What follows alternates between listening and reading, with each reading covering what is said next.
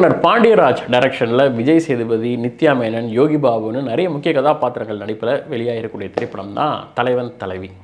படத்துடைய ட்ரெய்லரே வந்து ரொம்ப இன்ட்ரெஸ்டிங்காக இருந்தது. ஒரு ஹஸ்பண்ட் ஒய்ஃபுக்கு நடுவில் இருக்கக்கூடிய அந்த ரிலேஷன்ஷிப் மேட்டர் வந்து ரொம்ப அழகாக டீல் பண்ணியிருக்காரு பாண்டியராஜ். வந்து அந்த ரிலேஷன்ஷிப், குடும்பம் சம்மந்தமான திரைப்படங்கள் எக்ஸ்பர்ட்டு. ஸோ அதுவே ஒரு நல்ல எதிர்பார்ப்பை கூட்டியிருக்க. அது இல்லாமல் சந்தோஷ் நாராயணனுடைய 1-2 பாடல்கள் வந்து நல்ல வைரல் ஹிட்டு. ஸோ அப்படி எதிர்பார்ப்பை இந்த திரைப்படம் பூர்த்தி செய்ததா இல்லையா அப்படிங்கிறத இன்றைக்கி நம்ம பார்க்க போகிறோம். அன்ஃபார்ச்சுனேட்லி நான் ஒரு அவசரமாக கிளம்புறதால என்னால் அதை கண்டினியூ பண்ண முடியல. பட் நானும் தமிழும் அதை பற்றி நிறையா டிஸ்கஸ் பண்ணியிருக்கோம். ஸோ எங்களுடைய ரிவ்யூவை வந்து தமிழ் இப்போ கண்டினியூ பண்ணுவார்.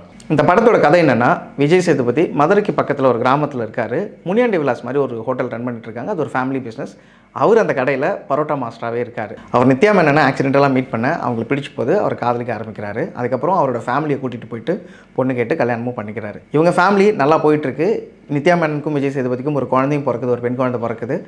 அதுக்கப்புறம் அவங்க வீட்டில் எல்லாருக்குள்ளாரையும் நடக்கக்கூடிய ஏர்லி ரொமான்ஸ் இதெல்லாம் கடந்து எல்லோரோட லைஃப்குள்ளாரையும் நடக்கிற மாதிரி ஒரு லாங் டேர்மில் பிரச்சனைகள் வெடிக்க ஆரம்பிக்குது. ஒரு டைமில் நித்யா மேனன் தன்னோட பெண்ணை கூட்டிட்டு அவங்க அப்பா வீட்டுக்கு போயிடுறாங்க. இவங்க பிரிஞ்சிருக்கக்கூடிய இந்த 3 மாத கேப்பில் விஜய் சேதுபதியோட பொண்ணுக்கு மொட்டை போடலாம் அப்படின்னு சொல்லி அவங்க மாமனார் வீட்டில் முடிவு பண்ணுறாங்க. இந்த விஷயமே இவருக்கு தெரியல.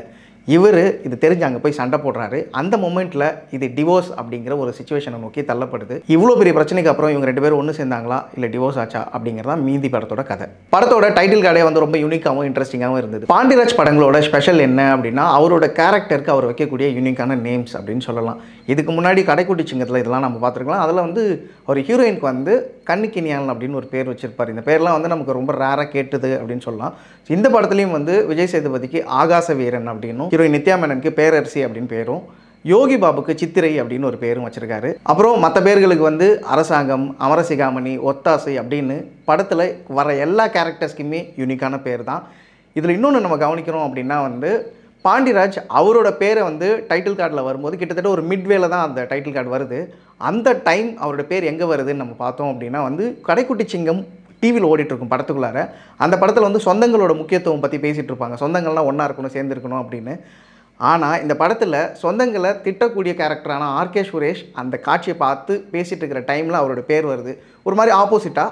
பட் கதை வேறு ஒன்றா இருந்தாலும் கூட அவர் அந்த டைட்டில் கார்டை அவரோட பேரை ப்ளேஸ் பண்ணது வந்து கொஞ்சம் இன்ட்ரெஸ்டிங்காக இருந்தது. இந்த படத்தோட கதைன்னு பார்த்தோம்னா அது ஒரு ஃப்ளாட்டான ஒரு ஸ்டோரி தான். ஆனால் அதோட ஸ்க்ரீன் ப்ளே தான் அது அதோட இன்ட்ரெஸ்டிங்கான ஃபேக்டர். ஒரு கோயிலில் நடக்கக்கூடிய ஒரு விசேஷத்தில் சந்திக்கக்கூடிய சொந்தக்காரங்க. ஸோ அவங்க மூலமாக வந்து ஒவ்வொருத்தருக்கு பாயிண்ட் ஆஃப் வியூக்குள்ளாரையும் கதை வந்து முன்னோக்கி பின்னோக்கி போயிட்டு வரதன் வழியாக கதை என்னன்னு நமக்கு சொல்லப்படுது. ஓவராலாக இந்த படத்தில் ஒரு ட்ரீட்மெண்ட் ஒன்று ஃபாலோ பண்ணப்பட்டிருக்கு. என்னென்னா, ஒவ்வொரு காட்சியும் ஒரு ஹைக்கு கொண்டு போகிற மாதிரி, ஒரு பெரிய பிரச்சனையை உருவாக்குற மாதிரியோ இல்லை அது ஒரு சீரியஸான அடுத்த டேர்ன் எடுக்கும் அப்படிங்கிற மாதிரியான ஒரு காட்சியை அமைக்கப்பட்டிருக்கும். அதுக்கேற்ற மாதிரியே ஷார்ட்ஸு, அதுக்கேற்ற மாதிரி ஸ்லோமோ எல்லாமே பண்ணியிருப்பாங்க.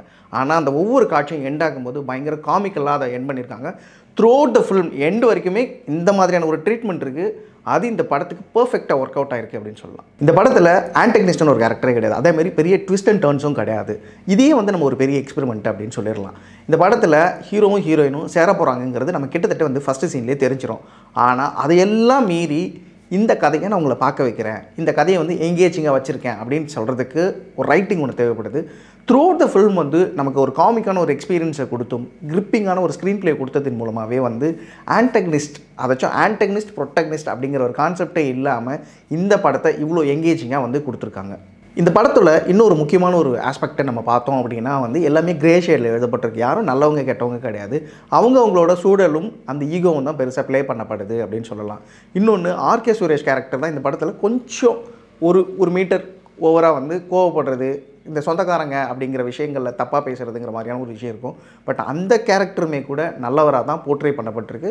அது ரொம்ப ஒரு முக்கியமான ஆஸ்பெக்ட் அப்படின்னு சொல்லலாம். ஒரு படத்தில் லீட் பண்ணுறது ஒரு ஹீரோவாக நடிக்கிறவர் வந்து அந்த ஹீரோ வர்ஷிப் இருக்கணும், அவருடைய எப்போவுமே ஹைலே இருக்கணும், அவருக்கு நெகட்டிவ்ஸ் இருக்காது, ஃப்ளாஸ் இருக்காது, இந்த மாதிரி காமிக்கப்படும். இன்னொன்று, யார்கிட்டையுமே அவர் வந்து தாழ்ந்து போகணும் அப்படிங்கிற ஒரு அவசியம் இல்லை. பட் இந்த படத்தில் இந்த கேரக்டர் விஜய் சேதுபதி ப்ளே பண்ணியிருக்க கேரக்டர், ஈவன் அந்த பேர் வந்து ஆகாச வீரன் அப்படின்னு யூனிக்காக இருந்தாலும் கூட அந்த கேரக்டர் வந்து எல்லா இடங்கள்லையும் விட்டு கொடுத்து தான் போகுது. எல்லாருக்கும் பணிஞ்சும் போகுது நிறைய நேரங்களில். ஈவன் ஹீரோயின் கிட்ட நிறைய நேரங்களில் அறவாங்கிற மாதிரியான ஒரு கேரக்டர் தான் அது. இன்னொன்று இந்த படத்தோட செட்டப்பு இது ரொம்ப ரொம்ப க்ளோஸ் டு அந்த ஆத்தென்டிக்காக இருக்கிற மாதிரி கொண்டு வரப்பட்டிருக்கு. மதுரை பரோட்டா இது வந்து தமிழர்கள் வாழ்க்கையில் பிரிக்க முடியாது. மதுரைனாலே பரோட்டா ஸ்பெஷல் அப்படின்னு நம்ம சொல்லிகிட்டே இருப்போம். நிறைய ஹோட்டல்ஸ் வச்சு பேக்ராப்பாக படம்லாம் வந்திருக்கு. பட் இந்த படத்தில் காமிக்கப்பட்டது ஒரு பரோட்டா மாஸ்டரோட வாழ்க்கை. ஒரு சின்னதாக ஒரு முனியாண்டி விலாஸ் மாதிரியான ஒரு கடையை நடத்தக்கூடிய ஒருத்தரோட வாழ்க்கை. அது இவ்வளோ டீட்டெயிலிங்காக வந்து இதுக்கு முன்னாடி அதாச்சும் ஒரு பரோட்டா மாஸ்டரோட வாழ்க்கை அவரோட பின்புலம் என்னங்கிறத இதுக்கு முன்னாடி திரைப்படங்களை நமக்கு காமிச்சதில்லை. க்ளோஸ் டு இதுதான் ஃபர்ஸ்ட் டைம் அப்படின்னு நினைக்கிறேன் இந்த படத்துக்குள்ளார காமிக்கிறது. அதே மாதிரி இந்த ஹோட்டலில் பரோட்டா ப்ரிப்ரேஷன் அப்படின்னு ஒன்று காமிப்பாங்க. பரோட்டா சர்வ் பண்ணுறது, வெரைட்டி ஆஃப் பரோட்டாஸ், கொத்து பரோட்டா, முட்டை பரோட்டா, இந்த மாதிரி நிறையா பண்ணுவாங்க.